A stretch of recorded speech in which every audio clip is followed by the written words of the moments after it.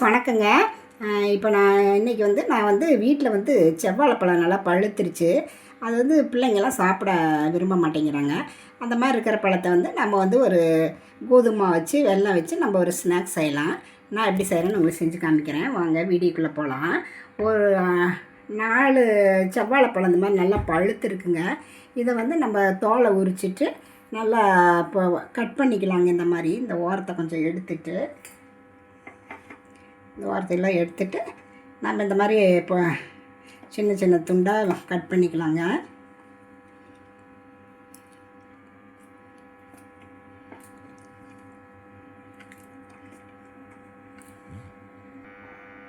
இந்த மாதிரி கட் பண்ணதை வந்து நம்ம வந்து ஒரு மிக்ஸி ஜார் எடுத்துக்கலாங்க.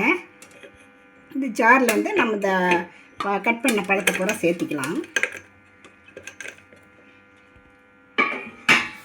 அது கூட வந்து 1 கப் வந்து கோதுமை மாவு, மைதா மாவும் கூட சேர்த்திக்கலாம். அப்புறம் ஒரு 1/2 கப் வந்து வெல்லம். ஏன்னா பழத்தில் வந்து சுகர் இனிப்பாக இருக்கிறதுனால நம்ம 1/2 கப் மட்டும் சேர்த்திக்கலாம். நம்ம வெல்லம் வேண்டாம்னா சுகர் சேர்த்திக்கலாம். இதுக்கு வாசத்துக்கு வந்து ஏலக்காய் பொடி, அப்புறம் வந்து பேக்கிங் சோடா வந்து 1/4 டீஸ்பூனு, பேக்கிங் பவுடர் வந்து 1/2 டீஸ்பூனு, ஒரே ஒரு பிஞ்ச் உப்புங்க, ஆயில் வந்து ஒரு 2 டீஸ்பூன் சேர்த்திக்கலாங்க. இதில் வந்து நம்ம வந்து பால் வந்து கொஞ்சம் ஊற்றி இதை வந்து மிக்சியில் ஊட்டலாம். தோசை பதத்துக்கு வர்ற மாதிரி, பத்தலைன்னா கொஞ்சம் பால் ஊற்றி நம்ம மறுபடியும் ஓட்டிக்கலாம். பாருங்கள், அரைச்சிட்டு வந்துட்டேன். இதை வந்து நம்ம ஒரு பவுலில் வந்து சேர்த்திக்கலாம். ஃப்ளேவருக்காக ஒரு வெண்ணிலா எசன்ஸுங்க, அது 1 ஸ்பூன் சேர்த்திருக்குங்க. இதை வந்து நல்லா கரண்டி விட்டு நல்லா கலந்து கொடுத்துடலாம்.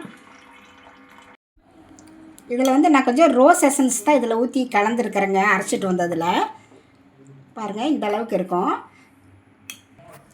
தோசைக்கல் அடுப்பில் வச்சு கொஞ்சம் நெய் அப்ளை பண்ணிக்கலாங்க. இதில் வந்து இந்த மாவு வந்து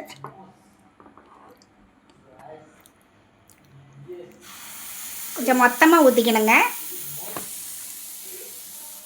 தோசை மாதிரி தேய்க்கல வேண்டாம்.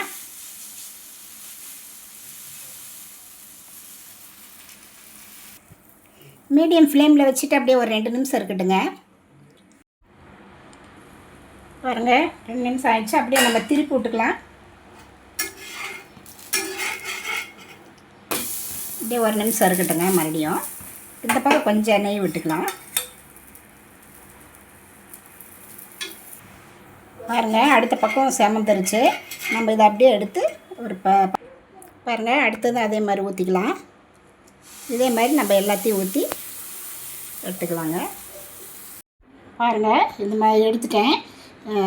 இந்த மாதிரி நீங்களும் இந்த பழம் சப்போஸ் சாப்பிட முடியாத குழந்தைங்க கருப்பாயிடுச்சுன்னா அது சாப்பிட விரும்பலைன்னா நம்ம இந்த மாதிரி ட்ரை பண்ணி குழந்தைங்களுக்கு செஞ்சு கொடுக்கலாங்க. இது மேலே நம்ம கொஞ்சம் ஹனி அப்படியே கொஞ்சம் ஹனி ஊற்றி குழந்தைங்களுக்கு கொடுத்தா ரொம்ப நல்லா இருக்குங்க. டேஸ்ட்டாகவும் இருக்கும். நீங்களும் இது மாதிரி ட்ரை பண்ணி பார்த்துட்டு எப்படி இருக்குன்னு ரதியா சமையலுக்கு சப்ஸ்கிரைப் பண்ணுங்கள், லைக் பண்ணுங்கள், ஷேர் பண்ணுங்கள். அடுத்த வீடியோவில் வேறு ரெசிபியோடு சந்திக்கிறேன். வணக்கங்க.